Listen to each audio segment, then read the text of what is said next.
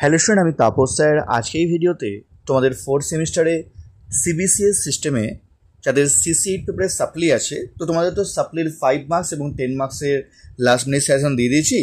এবং এখানে আজকের ভিডিওতে তোমাদের মার্কস 1-এর লাস্ট মিনিট সাজেশন নিয়ে আলোচনা করবো। এখনও চ্যানেলটিকে সাবস্ক্রাইব করনি, অবশ্যই চ্যানেলটিকে সাবস্ক্রাইব করে রেখো।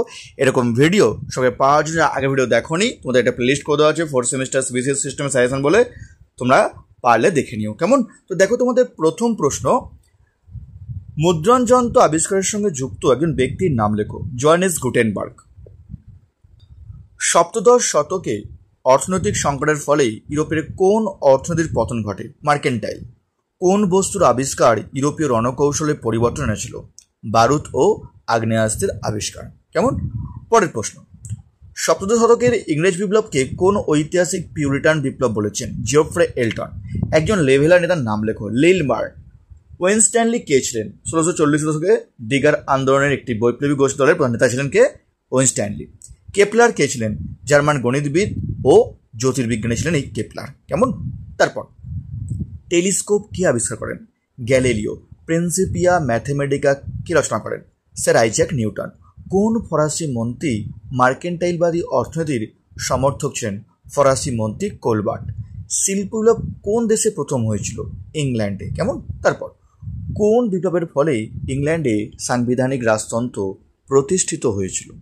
গৌরবময় বিপ্লবের ফলে। কোন ইংরেজ দার্শনিক একটি উদারপন্থী রাষ্ট্র ব্যবস্থার ধারণা দিয়েছিলেন? John Locke. একজন জ্ঞানদীপ্ত স্বৈরাচারীর নাম লেখো।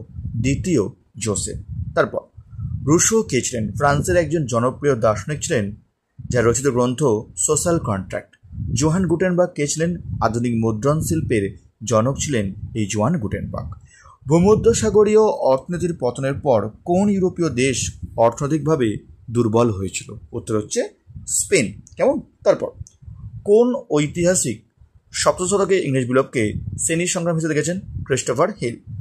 জন লিনবার্ন কে ছিলেন? একজন লেভেলার নেতা ছিলেন। একজন ডিগার নেতার নাম উল্লেখ করো। জেরার্ড ওয়েনস্ট্যানলি। কেমন? তারপর, কোপার্নিকাস কে ছিলেন? পোল্যান্ডের একজন জ্যোতির্বিজ্ঞানী এবং সূর্যকেন্দ্রিক বিশ্বব্রহ্মাণ্ডের আধুনিক প্রবক্তা ছিলেন এই কোপার্নিকাস। সায়েন্স ইন হিস্ট্রি গ্রন্থটি কার লেখা? জে.ডি. বার্নেল। কোন অষ্টাদশ শতকীয় অর্থনীতিবিদ মার্কেন্টাইলবাদের তিক্ত সমালোচক ছিলেন? Adam Smith. ইংল্যান্ডে শিল্প বিপ্লবের পিছনে কোন শিল্প প্রধান ভূমিকা নিয়েছিল? বস্ত্রশিল্প বা কার্পাস পয়েন্ট শিল্প। কেমন? তারপর, জন লক কে ছিলেন? একজন ইংরেজ দার্শনিক ও অর্থনীতিবিদ ছিলেন এই জন লক। ফরাসি দার্শনিক মন্তেস্কু প্রণীত একটি বইয়ের নাম লেখো। The Persian letters. দ্বিতীয় জোসেফ কে ছিলেন? স্টারমার্ক প্রশ্ন। একজন জ্ঞানদীপ্ত স্বৈরাচারী শাসক ছিলেন এই দ্বিতীয় জোসেফ। ইউরোপের কোন বিপ্লবের সঙ্গে জোহান গুটেনবার্গ যুক্ত ছিলেন? মুদ্রণ বিপ্লব। কেমন? তারপর, ইউরোপে সপ্তদশ শতকের সংকটের কারণ লেখো। আন্তর্জাতিক বাজারের মন্দা। অলিভার ক্রমওয়েল কে ছিলেন? একজন ইংরেজ রাষ্ট্রনায়ক, রাজনীতিবিদ ও সৈনিক ছিলেন এই Oliver Cromwell. Intellectual origins of the English revolution গ্রন্থটির লেখককে? Christopher Hill. কেমন? তারপর, ব্রিটিশ বৈজ্ঞানিক উইলিয়াম হার্ভে কি আবিষ্কার করেছেন? রক্ত সঞ্চালন পদ্ধতি। ফ্রান্সিস বেকন কে ছিলেন? ইংরেজ দার্শনিক, আইনজ্ঞ, বিজ্ঞান চিন্তার পথপ্রদর্শক ছিলেন এই ফ্রান্সিস বেকন। 1660-এ রয়্যাল সোসাইটি অফ লন্ডনের প্রতিষ্ঠার সঙ্গে কোন ব্রিটিশ শাসক যুক্ত ছিলেন? রাজা দ্বিতীয় চার্লস। কেমন? তারপর, লেসেফেয়ার মতবাদের প্রবক্তাকে? Adam Smith. লেভিয়াথান গ্রন্থের রচয়িতাকে? Thomas Hobbes. ইউরোপের কোন দেশে বিপ্লব পূর্বযুগকে প্রাচীন ব্যবস্থার যুগ বলা হয়? ফ্রান্সকে। অষ্টাদশ শতকের ইউরোপের কোন শাসক বলেছিলেন আমি রাষ্ট্র? ফরাসি সম্রাট চতুর্দশ লুই।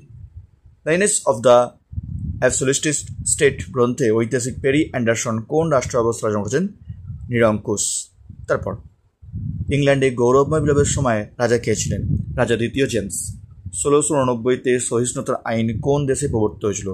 ইংল্যান্ডে। অষ্টাদশ শতকের ইউরোপে কোন বৌদ্ধিক আন্দোলনের প্রধান?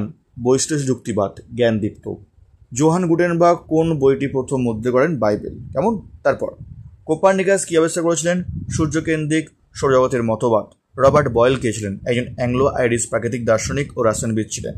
মার্কেন্টাইল বাদ কথাটি কে প্রথম ব্যবহার করেন? অ্যাডাম স্মিথ কিন্তু ব্যবহার করেন। তারপর ভলতেয়ার কে ছিলেন? একজন ফরাসি লেখক এবং দার্শনিক ছিলেন। বিজ্ঞান বিপ্লবের সঙ্গে যুক্ত একটি বিজ্ঞান একাডেমির নাম লেখো। Royal society. জ্ঞানদীপ্ত স্বৈরাচারের একটি বৈশিষ্ট্য লেখো। তাদের ক্ষমতা যেখানে সীমাহীনভাবে বৃদ্ধি পায়। যদি কেউ নোটস কিনতে চাও সিসি 8 পেপারে, তোমরা কিন্তু স্ক্রিনে আমার ফোন নাম্বার দেওয়া আছে, তোমরা আমাকে হোয়াটসঅ্যাপ করতে পারো। এছাড়া তোমরা যারা এই শর্ট কোশ্চেনের যাদের পিডিএফ প্রয়োজন, তোমরা কিন্তু আমাকে এই স্ক্রিনে দেওয়ার নাম্বার তোমরা আমাকে যোগাযোগ করতে পারো এবং তোমরা কিন্তু সহজেই তোমরা কিন্তু এই শর্ট কোশ্চেনের পিডিএফ তোমরা কিন্তু পেয়ে যাবে যারা আমার সঙ্গে কন্ট্যাক্ট করবে। নেক্সট দেবো পরের প্রশ্ন, নেভিগেশন আইন কবে পাস হয়? 1651 সালে। অ্যাক্ট অফ সুপ্রিমেসি কবে প্রতিষ্ঠিত হয়? 1534 সালে। দ্য ইংলিশ রেভলিউশন 1640 গ্রন্থটি কার লেখা? ক্রিস্টোফার হিলের লেখা। দুজন জ্ঞানদীপ্ত দার্শনিকের নাম লেখো। Russo, Voltaire. ওপাস মাজুস গ্রন্থের লেখককে? Roger beacon. তো এই ছিল তোমাদের সিসি পেপারে যাদের সাপ্লি আছে তাদের লাস্ট মিনিট সাজেশন আলোচনা করলাম। এখনও চ্যানেলটিকে সাবস্ক্রাইব করনি, অবশ্যই চ্যানেলটিকে সাবস্ক্রাইব করে রেখো এরকম ভিডিও সঙ্গে পাওয়ার জন্য। তার মতো এটুকুই।